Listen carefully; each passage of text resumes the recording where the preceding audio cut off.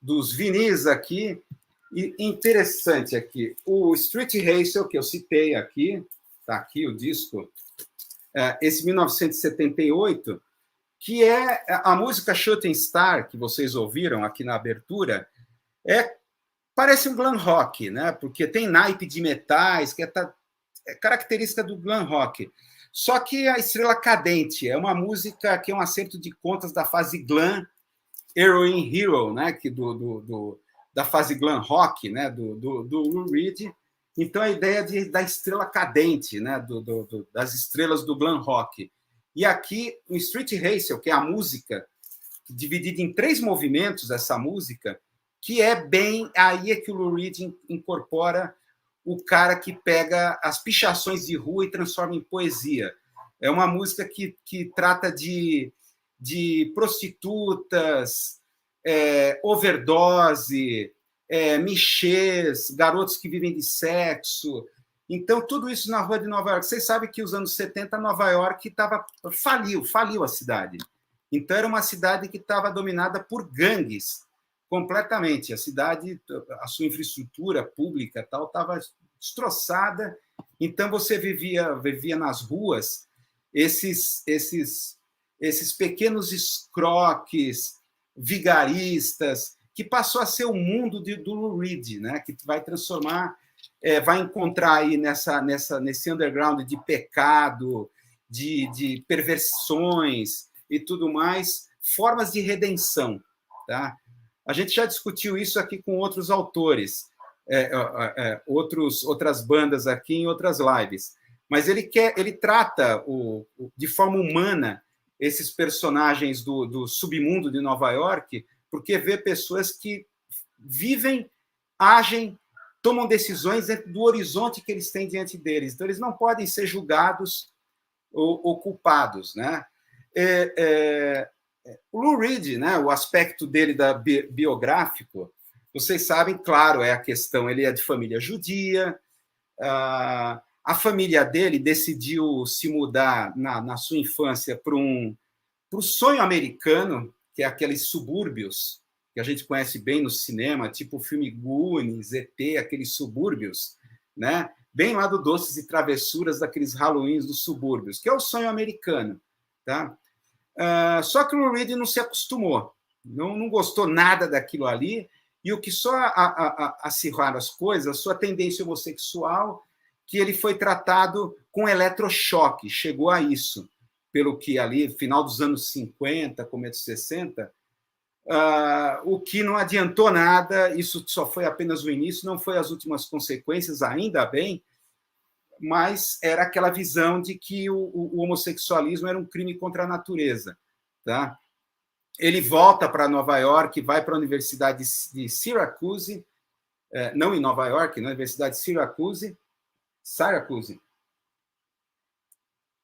onde conhece um professor alcoólatra de literatura que o inicia, T.S. Eliot e muitos outros escritores, e daí ele vai conhecer John Cale. John Cale, eles formam a banda The Primitives, vamos dizer assim, que tem um pequeno sucesso comercial, com músicas que não eram dele, exatamente, do Lou Reed.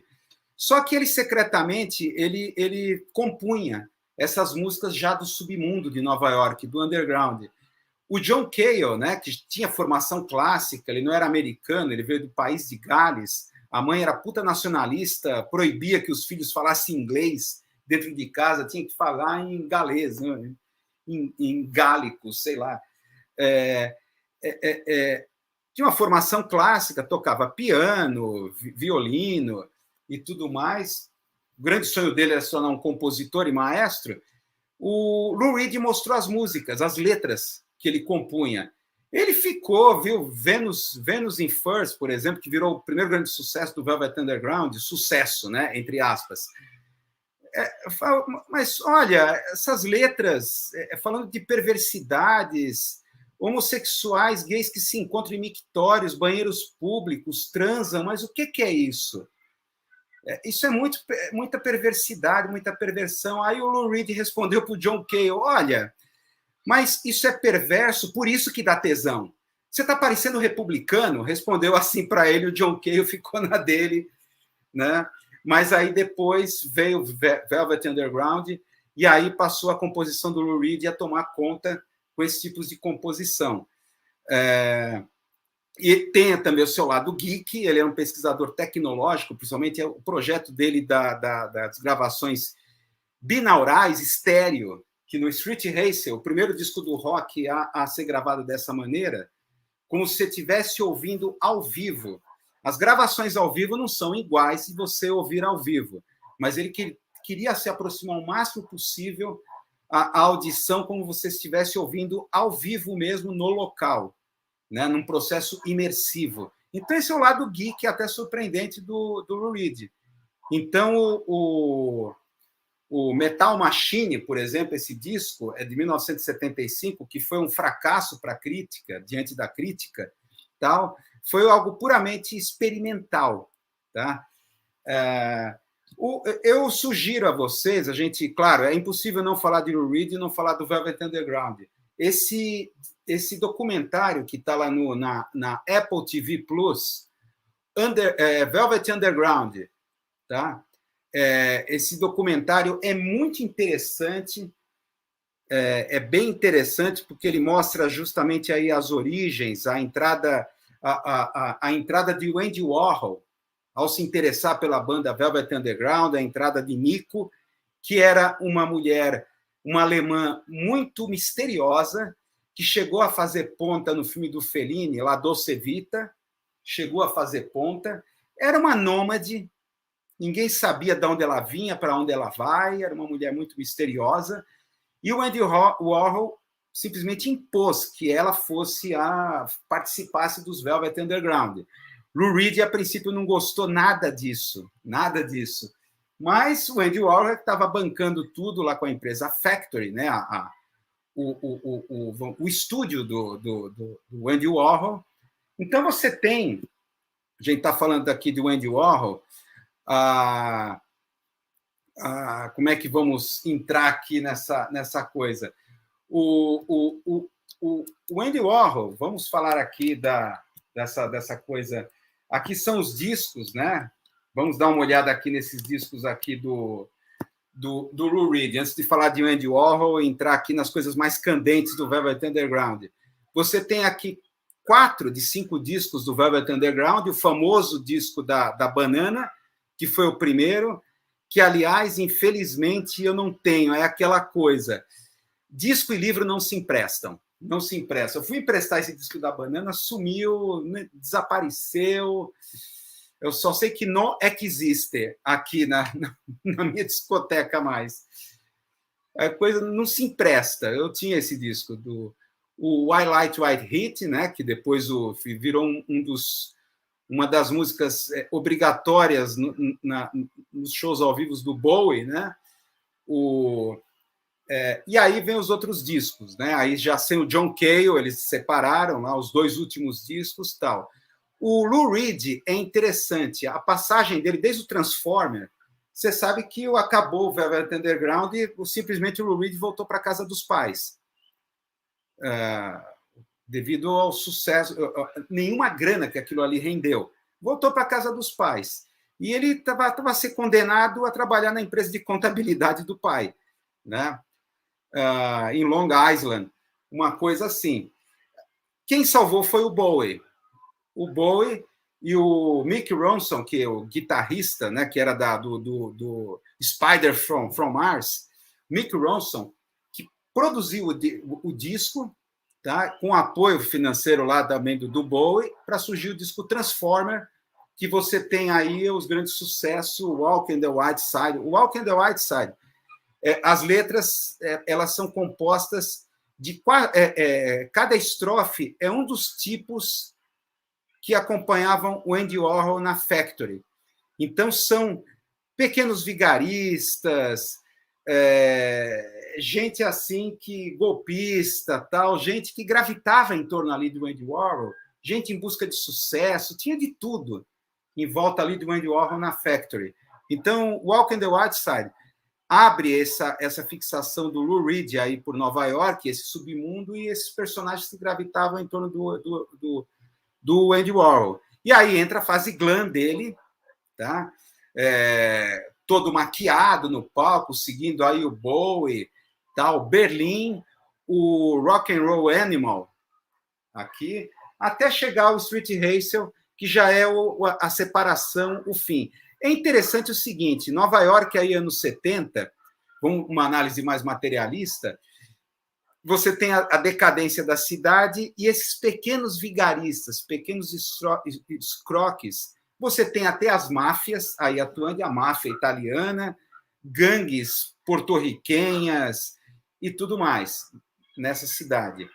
Na virada para os anos 80, há uma mudada aqui na vida do Lou Reed. Você tem o quê? Ele se casa com uma designer britânica, para depois, mais tarde, com a Laurie Anderson. Os anos 80 é a época conservadora do Ronald Reagan e a entrada dos Yuppies em cena. E é quando Nova York finalmente se recupera financeiramente, se transformando no coração da especulação financeira de Wall Street. É a era dos Yuppies. Tá? Nesse disco aqui, nesse disco, o New Sensation, se não me engano, eu acho que é esse primeiro aqui, Legendary Hearts, uma coisa assim, esse disco, que tem não se preocupe com o trabalho, não se preocupe com o trabalho, que já muda a temática dele, já é o Yuppie estressado, não me fale sobre trabalho. Então, aquela coisa de compra, venda. Então, é interessante que essa guinada, que você percebe aqui até na temática do Lou Reed, nos anos 80, é que os pequenos escroques, os pequenos vigaristas, são substituídos pelos grandes vigaristas, que são o Yuppie, o mercado financeiro, Wall Street. Você tem a lei de tolerância zero, que é imposta em Nova York, em que praticamente todo o submundo, que era o tema, né, da poética do Lou Reed, simplesmente acaba ou perde a relevância ao ser alavancado, por exemplo, toda a arte, toda a música alavancada por Yuppies, mecenas Yuppies. Então, obras de arte, mesmo o Andy Warhol vai entrar nesse circuito, são aquelas coisas dos lofts em Nova York, novas habitações dos Yuppies, o Soho, grandes bairros que eram industriais, que entraram em decadência e se tornam os lares dos Yuppies, os grandes lofts, né? Os grandes lofts, que aí muda totalmente. Nova York, diante do Lou Reed, muda totalmente o cenário. Então, é interessante essa guinada aqui para os anos 80. E o casamento é com uma designer britânica e depois com a própria Lou Reed, artista performática, multimídia, sintonizada com esse centro cultural bancado pelo yupismo e pelos fundos de investimento e tudo mais. Que coisa! A Laurie Anderson, desculpa, eu vou ter que abrir um parênteses que não tem como não falar. A Laurie Anderson, ela fez uma coisa, era professora de arte.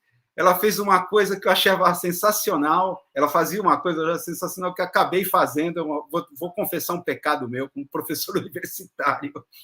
Ela era professora de arte numa escola de artes em Nova York. Ela brincava de inventar artistas para os alunos, escolas de artes, artistas imaginários, que jamais existiram.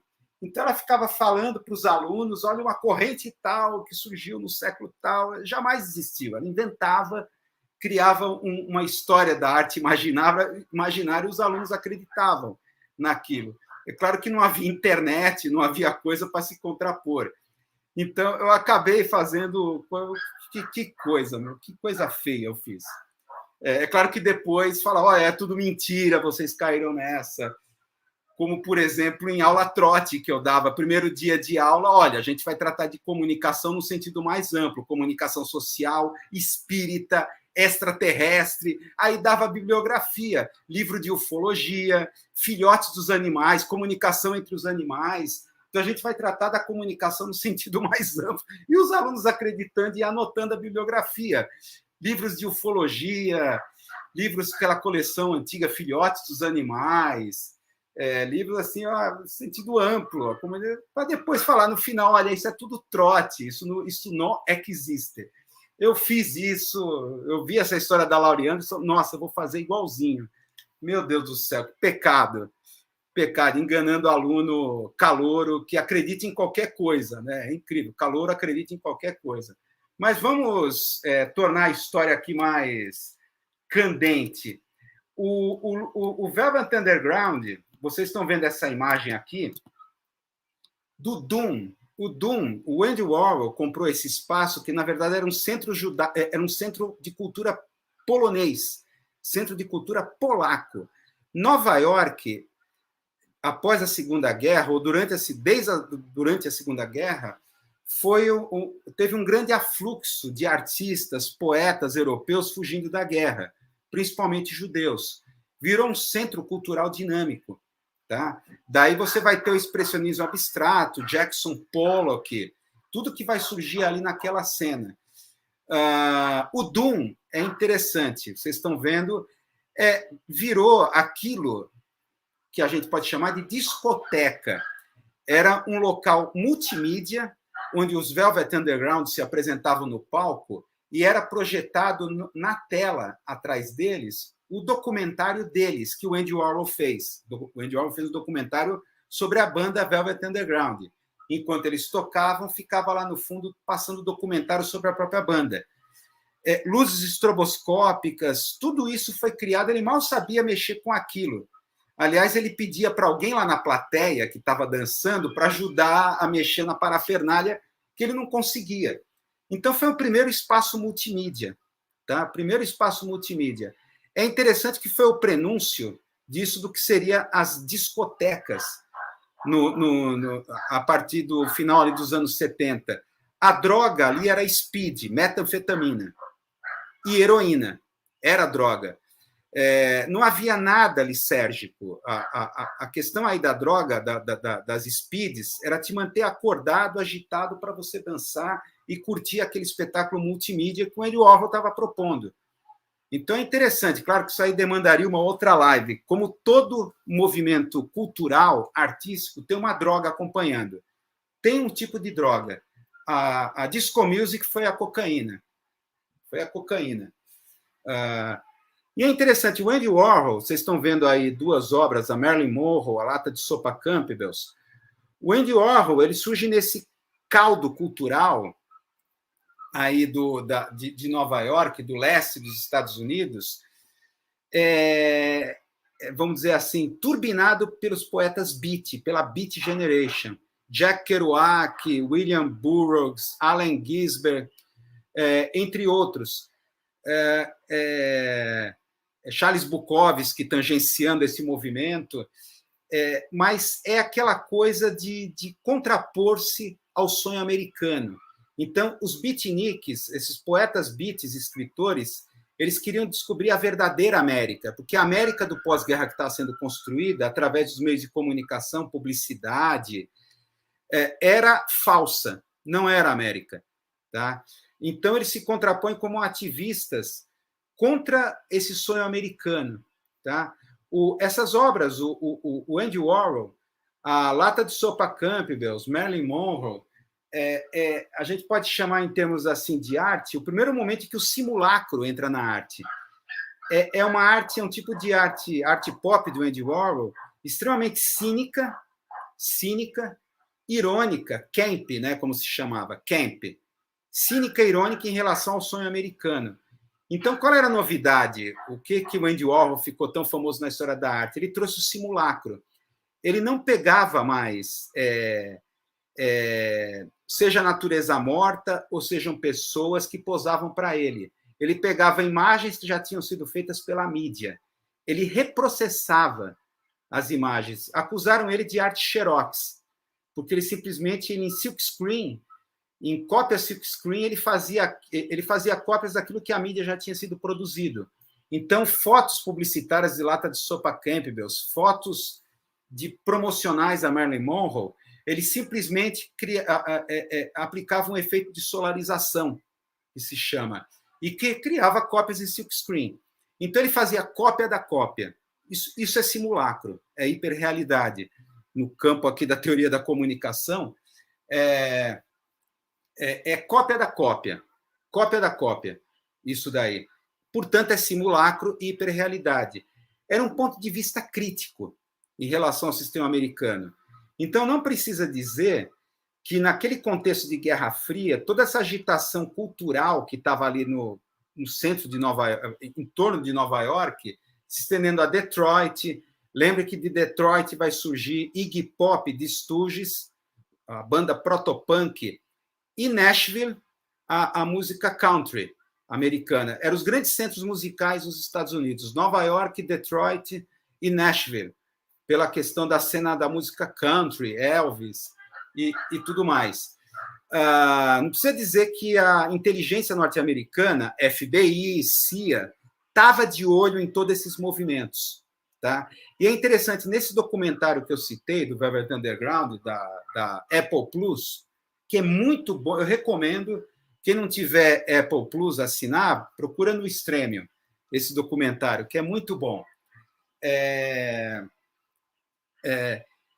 Mostra a uma certa altura, quando eles estão em turnê, o Andy Warhol ia junto com eles vão para a Califórnia. Eles vão fazer um show no Fillmore West, o lendário teatro lá das grandes bandas de rock que apresentaram lá em São Francisco, Fillmore West. Simplesmente eles foram mal recebidos. O Andy Warhol perguntava, mas por que contrataram a gente? Tipo assim, desculpe a expressão que eu vou falar, vão se fuder. Vocês deveriam acabar, vocês deveriam ser enterrados. Simplesmente eles baixam na Terra do Sol de gente saudável, Beach Boys, Flower Power, gente toda vestida de preto, eles ficavam na beira das piscinas de hotéis, todos de preto, né? Um jeito, a atmosfera soturna que envolvia os shows do Velvet Underground. Tipo, o que vocês estão fazendo aqui, caras? O que vocês fizeram fazer aqui? O que vocês estão fazendo aqui? Vão embora. Vocês deviam ser enterrados. Era isso que é a crítica. Parece que eles foram atraídos para a cena lá de São Francisco, Califórnia, atraídos para serem destruídos pela mídia. Foi uma armadilha. Foi uma armadilha. Isso está bem claro nesse documentário. Armadilha por quê? Quem armou essa armadilha? Aí entra o nosso ponto aqui, que a gente vai entrar. Esse livro, eu recomendo, do David McGowan. Esse livro é muito interessante. Weird Scenes Inside the Canyon. Laurel Canyon. Laurel Canyon, que lugar é esse? Vocês estão vendo aqui a foto. Esse livro é bem interessante porque ele trata o nascimento da cena hippie. É um livro, claro, totalmente conspiratório, mas ele levanta muitas informações. É um livro rico em informações sobre o nascimento da cena hippie, do Flower Power, nesse bairro, nessa localidade chamada Laurel Canyon. Laurel Canyon, que é de Los Angeles, que ele descreve, né, no seu livro, é uma comunidade geográfica socialmente isolada, é um pedaço densamente arborizado, rústico, sereno, mas vagamente sinistro em Los Angeles. Há áreas ali que não bate sol direto. É uma região de canyons, mas muito arborizada, vocês estão vendo pela foto, com grandes casas luxuosas, atualmente luxuosas, piscinas e tudo mais. Aninhado nas colinas que separam a bacia de Los Angeles do Vale de São Fernando. De repente, músicos, cantores e compositores começaram a se reunir nessa localidade, como se tivessem sido convocados por algum flautista de Hamelin invisível. Simplesmente começaram a surgir músicos de várias localidades do país, todos começaram a migrar para esse lugar estrito, Laurel Canyon, tá? Sendo que a primeira questão que se pergunta, mas se os grandes centros eram Nova York, Detroit, Nashville, o que atraíram tantos músicos diretamente, não é para a Califórnia, para Los Angeles, para esse bairro, o Laurel Canyon. Tá? Você tem o primeiro, o surgimento aí dos hippies, que de repente surgiram do nada, a banda The Byrds, com o David Crosby, que depois, mais tarde, formaria o Crosby, Stills, Nash Young, de 1965, lançado no verão de 1965, e depois, rapidamente, é seguido pelo Mamas and the Papas, liderados pelo John Phillips, guardem esses nomes, John Phillips, guardem esses nomes. Então, temos o David Crosby, John Phillips, e, ao mesmo tempo, vai surgir o Frank Zappa e The Mothers of Invasion, que nós já falamos, com o álbum Freak Out, de 1966. E aí também o Buffalo Springfield, surge ao mesmo tempo, 65, 66, com o Stephen Stills e o Neil Young. Tá? E logo depois, também em 66, The Doors, com o disco The Doors, Jim Morrison, surge. Todos esses nomes que eu citei, eles vêm de partes diferentes dos Estados Unidos. A questão é que eu até coloco o autor, parece que um flautista de Hamelin invisível atraiu todo esse pessoal especificamente para esse bairro. Esse bairro ele é autônomo, tá? Ele tem seus mercados próprios, até uma escola própria, cabeleireiro. Jim Morrison, a sua grande, vasta cabeleira e sua roupa, era lá do cabeleireiro, que até vai... O cabeleireiro lá do Laurel Canyon, que até vai inspirar aquele filme com o Warren Beatty, Shampoo. O Warren Beatty faz um cabeleireiro que é o único cabeleireiro hétero de Los Angeles, que é claro que a mulherada cai matando nele. É uma comédia com Warren Beatty, que é do começo dos anos 70, Shampoo, que, aliás, é muito engraçada e totalmente politicamente incorreta, né? Vendo hoje. Tudo, lá tinham estúdios de gravação, tudo acontecendo lá. Essas bandas que eu citei surgiram, vieram de lá, gravaram discos lá, pelo menos os primeiros, tudo foi concebido lá, em torno de uma casa enorme, que era conhecida como a Cabana de Troncos, onde estava lá o Frank Zappa com a sua esposa Gayle Zappa, tá? Era a cabine de troncos, mais de 2.000 metros quadrados, vários andares, onde você estava todo mundo, dessas bandas que eu citei e outras, morando ali, e o Frank Zappa como líder. Tá? E é interessante o que o autor vai mostrar, todos esses nomes que eu citei, de uma forma ou de outra, estão ligados com o complexo militar e de inteligência norte-americana. Filhos de almirantes, filhos de militares. Só para citar alguns aqui, que o Jim Morrison, o pai era o Stephen Morrison, almirante, que ele participou da false flag, a infame false flag do Golfo de Tonkin, que foi o pretexto para os Estados Unidos entrarem na Guerra do Vietnã. Uma frota de espiã dos Estados Unidos navegando no Golfo teria sido supostamente atacada pelos vietnamitas, coisa que não ocorreu, mas eles simularam e criaram uma situação, uma false flag, para daí disparar a guerra. O Zappa, o seu pai era o Francis Zappa, a gente até já falou, era engenheiro da guerra química dos Estados Unidos. E a sua esposa, Gayle Zappa, trabalhava nos escritórios de pesquisa e desenvolvimento naval da Marinha Americana. E o seu empresário de Zappa e de outros dessa banda era um cara muito estranho, chamado Herbie Cohen, que era ex-fuzileiro naval. Todos eles têm a sua origem, têm o seu vínculo com o complexo militar de inteligência norte-americano. John Phillips, do Mamas and the Papas, filho do capitão da Marinha Andrew Phillips, o John Phillips, do Mamas and the Papas, participou de escolas preparatórias militares de elite em Washington. E a sua esposa, Suzy, tinha emprego no Pentágono. Trabalhava no Pentágono. Tá? É interessante isso, essas coisas. O Stephen Stills, que viria mais tarde, do Crosby, Stills, Nash, da Buffalo Springfield, toda a sua família era de militares de carreira, de militares, a sua família, de militares que participaram de ações do Canal do Panamá, ações de inteligência. Tá? No Canal do Panamá, claro, ações aqui envolvendo a América Latina, a inteligência militar aqui, as ações false flag, seja, tudo que você possa imaginar aqui na América Latina, mas principalmente na zona estratégica do Canal do Panamá, que ali era uma zona quente na Guerra Fria. Então, é interessante,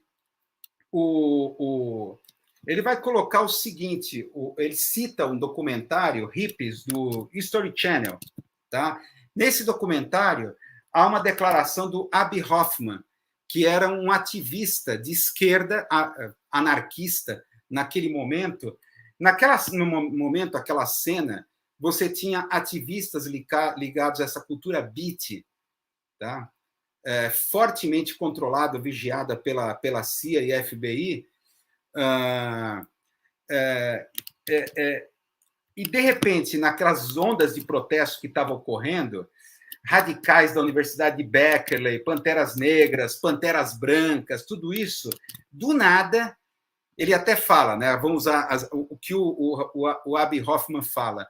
Havia todos esses ativistas, você sabe, radicais de Berkeley, Panteras Brancas, todos tentando parar a guerra e mudar a coisa para melhor. Então, fomos inundados com todos esses filhos das flores que estavam nas drogas e sexo. De onde diabo vieram os hippies? Essa percepção dos ativistas ali reais daquele momento, os Estados Unidos viviam uma conflagração de conflitos raciais, protestos contra a guerra do Vietnã, luta por direitos civis. De repente surgiu os hippies, que estavam na coisa do LSD, drogas, paz e amor e flores. Tudo se combate oferecendo flores ao inimigo. Tá? Surgiu do nada. Tá? Isso fica bem claro. Levanta outras informações. Por exemplo, esses músicos se reuniram no Laurel Canyon, os primeiros discos muito bem arranjados, muito bem executados. Ao vivo, essas bandas eram uma lástima. É uma lástima ao vivo. Aos poucos foram melhorando, mas isso era uma lástima. Lembra muito a coisa lá do Sid Vicious, do Sex Pistols, né? Que trouxeram para a banda, ele não sabia tocar baixo. A banda subia no palco com o baixo desplugado, que ele não sabia tocar baixo, mas tinha um visual punk legal. Para o Malcolm McLaren era perfeito para os negócios, para o marketing. Aí depois, quando ele finalmente aprendeu a tocar baixo, a banda acabou. Foi a última turnê que, por incrível que pareça, foi no Fillmore West, o último show dos Sex Pistols, lá na Califórnia. Mas aí os hippies já tinham acabado, não adiantava, eles mandavam se ferrar, os hippies, os Sid Vicious mandando para aquele lugar os hippies, mas eles não mais existiam, né? Ali naquele momento.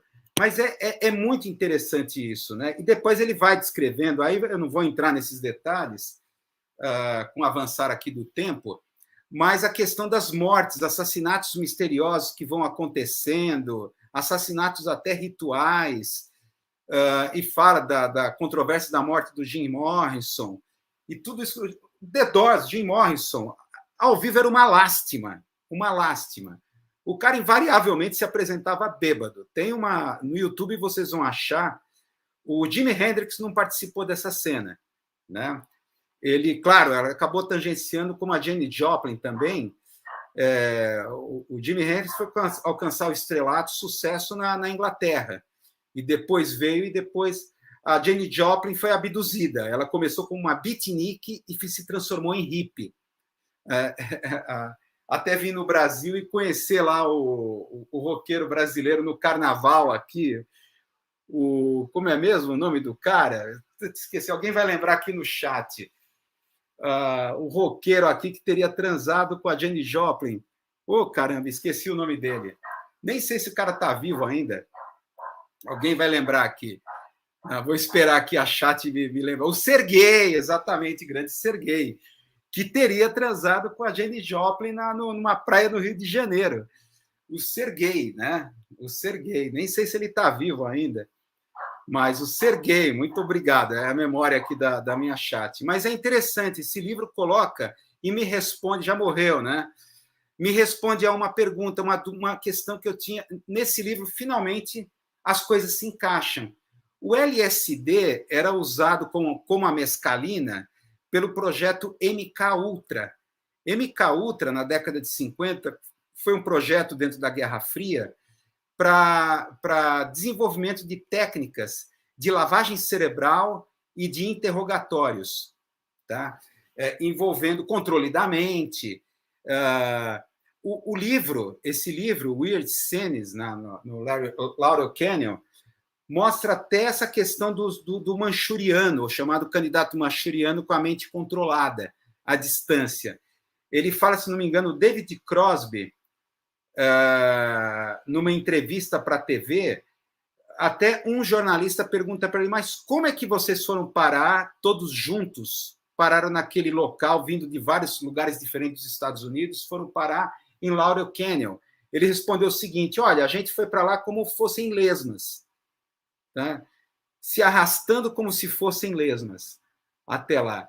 É claro, aí é a teoria conspiratória pura. Então, são todos esses músicos da cena hippie foram candidatos manchurianos, produtos do projeto MK Ultra.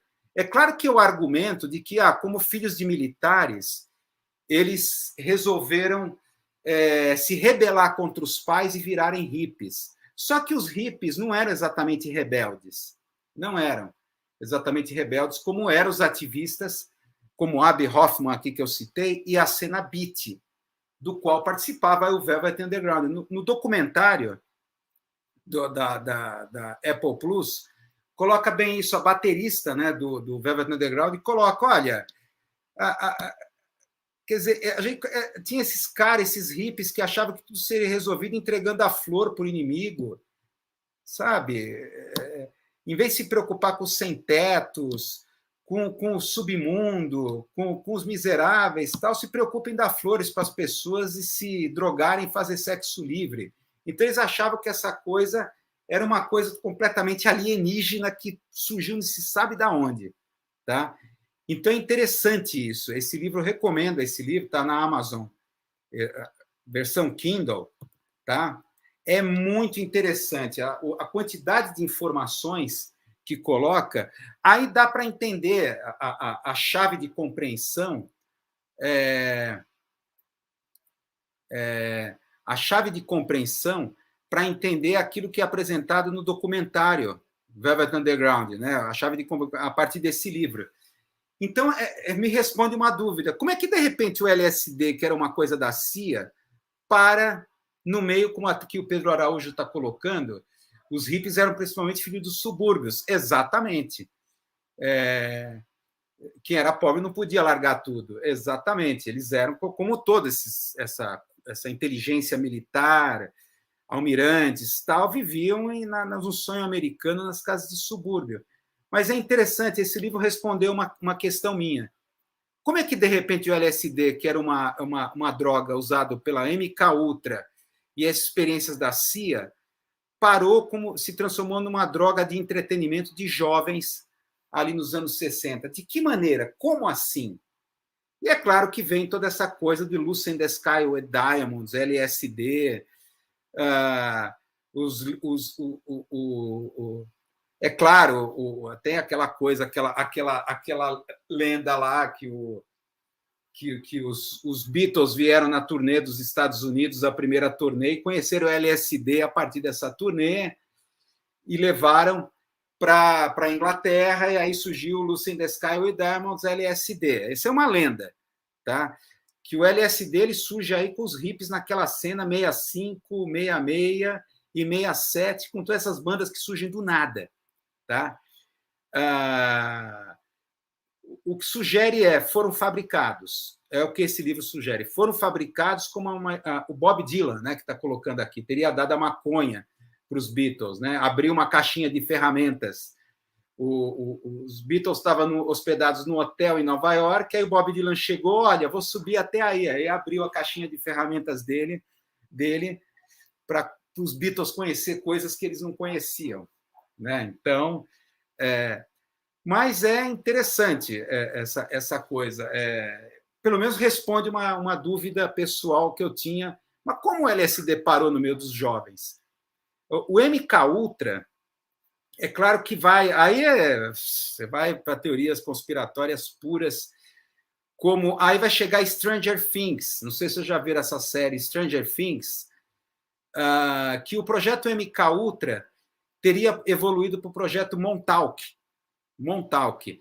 Na verdade, ocorreu um acidente, houve uma descoberta acidental que essa trip através da mente, através dessa utilização de drogas, permitiu possivelmente uma viagem no tempo através da mente.